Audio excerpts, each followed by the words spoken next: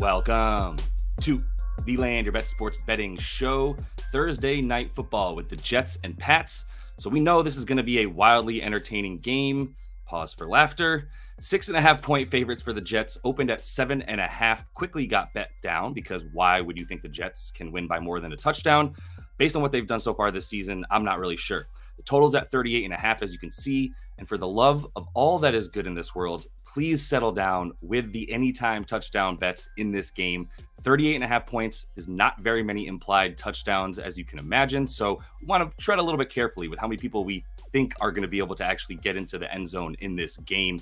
The other thing with the total real quick, before we jump into some of the matchups, is that if there is a low total such as this, and you get a decently high spread, around 7.5 or what have you, that's the time to take the underdog, right? Like if you have few points that are going to be scored in the game, then it's not as likely that the team that wins can win by that much, right? Unless they completely dominate on defense. And we haven't seen the Jets do that. They're the ones favored by 6.5 right now. So we'll take a look at all the matchups here and get into everything we've got, plus some player props that I'm looking at. Let's get it.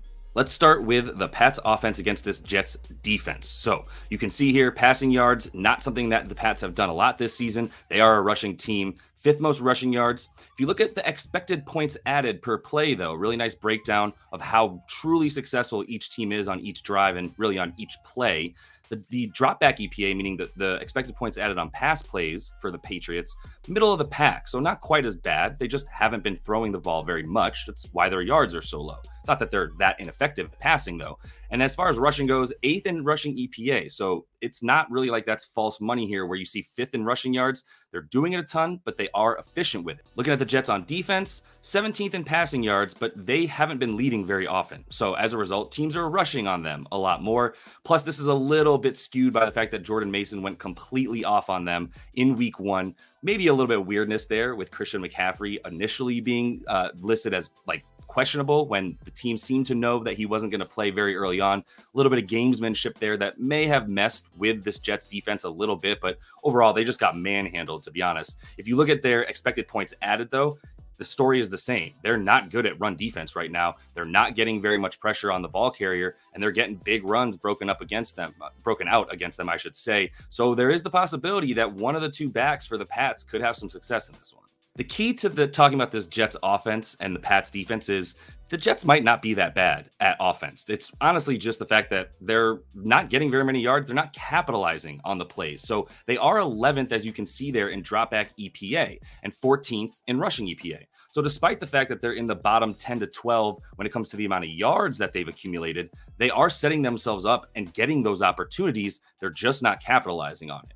It does make you start to think they're going to be able to at least break out a little bit on offense. And if you're going to do that against the Pats, it's going to have to be against the pass, right? You're going to have to throw the ball pretty well. And the Jets have thrown the ball a ton. They have a 61% pass to run ratio. So they're passing the ball 2/3 of the time almost versus running the ball where they're not actually running the ball very often. In part, they've been trailing a lot this season or right around a neutral game script. But even when they're in neutral and they're at, within a 7-point spread at any point in the game, they're still passing the ball a lot more. And that's something they're going to have to do against the Pats because the Pats have been really, really good. 9th in terms of rush EPA, which is a really important stat that you need to know. So it's not like there's any sort of false stats with the defense here for the Pats. It's mostly just that teams have been trying to pass against them and failing, and the run defense has been incredible. I'm going to take you through some of these player props now for the ones that I'm eyeing. I've got 6 looks in this game right now. Actually, maybe even 7. We'll get through that here in a second. But I do want to remind you guys as well, if you like what you're getting, please like the video, subscribe to the page. It's super helpful and does a ton for me. So let me get into these leans that I have for you. All the plays are going to be on WAP.com, link in the description of the video. You can access them through the Discord and other ways as well. But check out the links in the video if you want any of that stuff. When we look at Garrett Wilson, this is where I'm starting. And this was the most sort of juicy looking over that I could find that I may be playing here, which is Garrett Wilson to get his receptions in this game. Currently, the line is listed at 5.5. A couple things here. If you look at the grade coverage in terms of how he will perform against this New England defense, they play a ton of man. He does better against man. I'm using fantasypoints.com. I should say this is really, really helpful site to help you see sort of how players do versus coverages. Link of that is in the description of the video as well. Not a free tool, but it's incredibly helpful to understand how individual players are going to play against certain types of coverages. The way that this Pats defense plays, man, way more than it does zone. Garrett Wilson looking like he should be having at least somewhat of a day, more so than he's had so far. The Patriots rather, are giving up the most receptions to wide receivers. That's fourth most, and that leads to the fourth most yards that they're allowing as well. So obviously, as I mentioned a slide ago, run defense way better than the pass defense. And as far as the volume for Garrett Wilson, he's involved. 100% route participation, meaning anytime there's a pass play, he's running a route to go out and catch a ball. He's got 8.5 targets as a result. A lot more targets in the first game. He had 11 of them against the Niners as they were trying to come back pretty much the whole game. Got buried early and really had to pass and abandon the run to essentially. So that is a reason he got a few more targets there. But this is a defense that you need to pass against. So this is going to be his favorite target. And the Jets really have been in a negative game script. That's what I'm saying here. They've been trailing. They've been having to pass. As a result, they have passed a lot more than run. But the last thing I want to tell you here is even when they're in the neutral game script, meaning it's within 7 points at any point in the game, the Jets are still passing a lot more than they're rushing. And part of that is not a very good O-line for rush offense. Honestly, they're not getting very much push moving forward. That's a big problem for them. So when you look at how they have to beat this Pats team, combined with who the favorite target is clearly going to be for Aaron Rodgers, I think we should be looking at another 9-ish receptions for Garrett Wilson, which I like him to get 6 receptions off of that. Next prop, going with another Jets receiver that I'm looking at here. And I think we might be able to get ahead of some stuff with Mike Williams because he's trending in the right direction towards being healthy. So when you look at Mike Williams' receiving yards at 22.5, this is a number he can easily hit on one of these. I mean, this man led the league in air yards when he was actually healthy for a couple of seasons, right? If you look at week 1, very unhealthy. They were easing him back into it. They said they were gonna 9 snaps that he played in that week. Next week, week 2, he was supposed to be on a snap limit, right, of about 20 snaps. He got to 35. So he kept feeling better. They said that he was fine to go, and they wanted him out there. He even caught a ball on the last drive that they needed when they went out and got the go-ahead touchdown to win that game against the Titans. So you know he's in there when it's important, and even when earlier in the game when it wasn't super important, he was out there, but he was even getting involved when it was important. So they're going to look for him in key moments. And as we've talked about, they're going to need to pass the ball. If you look at the quote from Robert Saleh, it's basically saying after the game, last game, that they've been wanting to get him involved more. The fact that he was looked so good in week 2 was the reason they kept him out there for 15 more snaps on offense than they had originally planned. So if you think he's healthy, which it seems like he is, and everybody's saying that, then he should get at least 4 targets or so in this game. The man is a walking 12-yard ADOT, essentially. Like, all of the air yards are this guy. He's a deep threat, but even when he's not, he's a nice 15 to 20 yard kind of guy. Would be huge to have him at full health, but I think he'll at least be in there for like 50, 55 snaps, and there's not going to be that many in this game, so he should be playing most of this time. Looking at Breece Lightning, right? I love this guy. Breece Hall, going to win some people some fantasy leagues, I imagine. Thing is, this is an ugly game. There's a big-time ugly game coming in, and the Pats have been good on defense. Understandably, they've been playing bad rush offenses, so we do need to keep in mind that the Pats are, they might be a little bit skewed in terms of how good they look on defense against the run.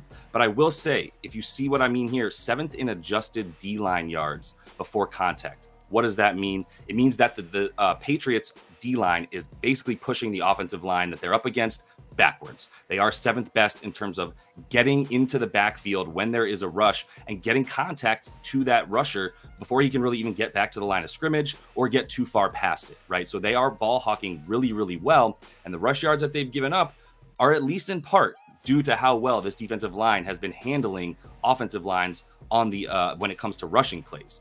The other thing about the Jets here is even when they play in this neutral game script, like I've mentioned a couple times now, they're throwing the ball. That's not good for Breece in a game that I don't think is going to have that many possessions. Probably going to be pretty ugly. Might get a couple clock stoppages with incompletions, but at the same time, like, the slow pace of play for both of these offenses could very easily lead to much fewer plays, which means not as many rushes for Breece Hall, right? So I think if you're going to take something with Breece, you look at receiving before you look at rushing. The other thing is we saw Braylon Allen come in and vulture some of those carries from him last game, vulture touchdowns from him last game as well. I'm sure he's still going to be involved, but similar to Ramondre Stevenson's, who we'll talk about, it worries me when I see backups getting as much usage as both these backup running backs have on both of these teams, and you're coming off of into a short week, right, where you're coming off Sunday, playing on Thursday just a few days later.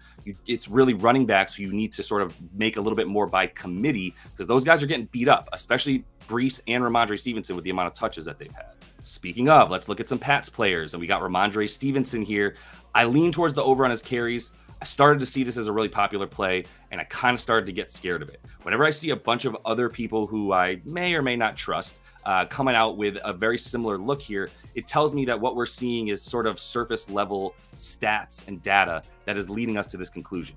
So the first thing here is that he's had 23 rushing attempts per game. He just got off 21. First game, he had 25 against the Bengals. So 23 rush attempts a game, and his carries are at about 15, 16 and a half now, probably, because this has gotten bet up, as I mentioned, because people have been talking about it.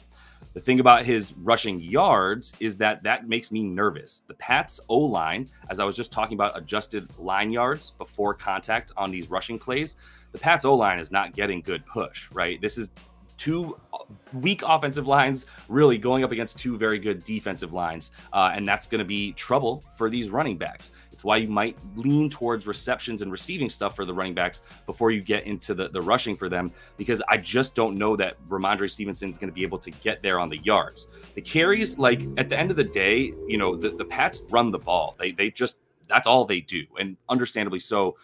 You got Jacoby Brissett, his best target right now being Hunter Henry, who just had 75% of the receiving yards available in this last game for the Pats. He had like 108. Jacoby ended with less than 150, right? So that tells you what type of offense they're running. It's short, tight end throws.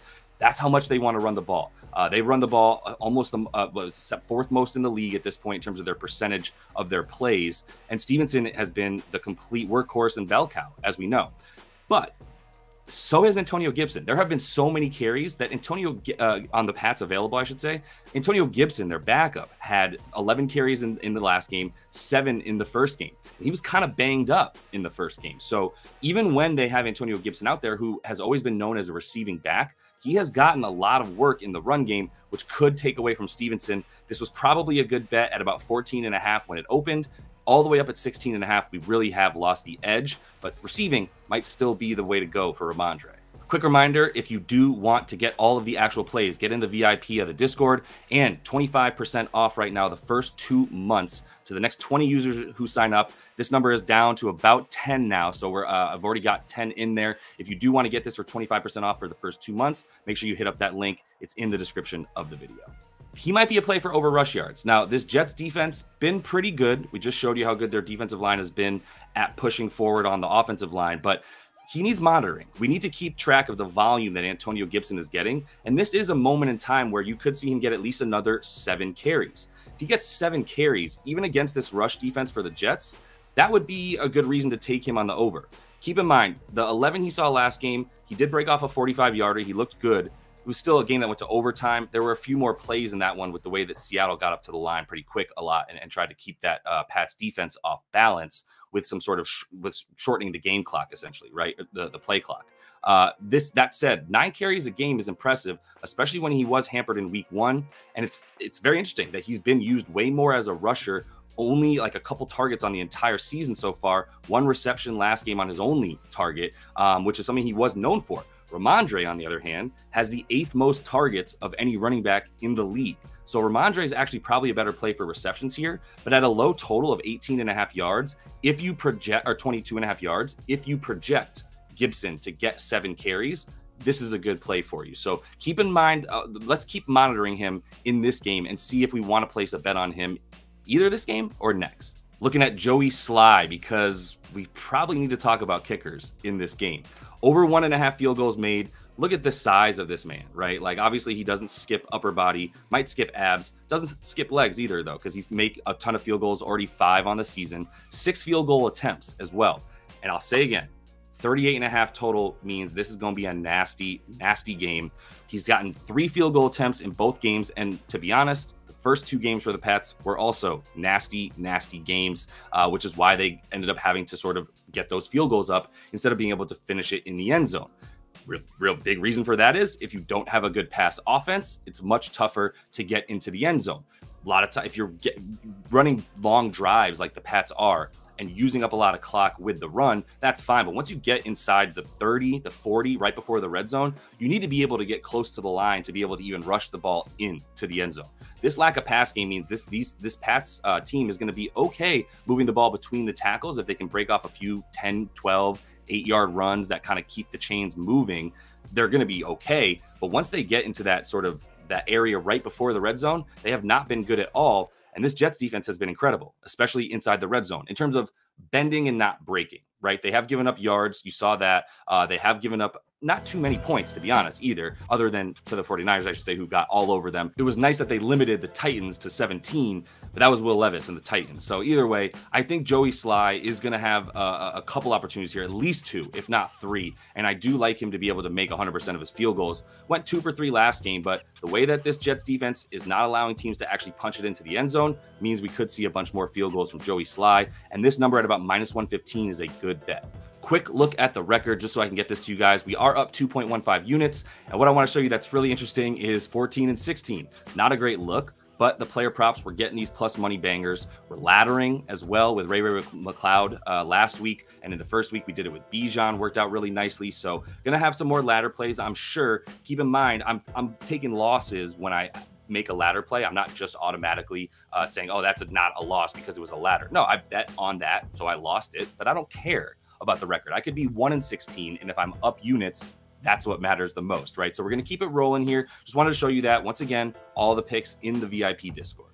And that is all the time I have for you guys. Definitely want to make sure to jump into that Discord. It's free either way. So do head in there if you just want to talk things out with all the great bettors that we have in there right now, building a really nice community. And finally, just want to let you know about Outlier. This is the tool that I'm using alongside Fantasy Points. Really, really solid tool. One-stop shop for most things that you'll need, most of the stats that you'll need, I'll say, on outlier.bet. So definitely want to check that out. If you do want to try it, 7-day trial for free. Link is in the description of the video. You'll get 7 days free. See if you actually like it, if it helps you betting, and then go ahead and make your decision. And until I see y'all next, happy betting.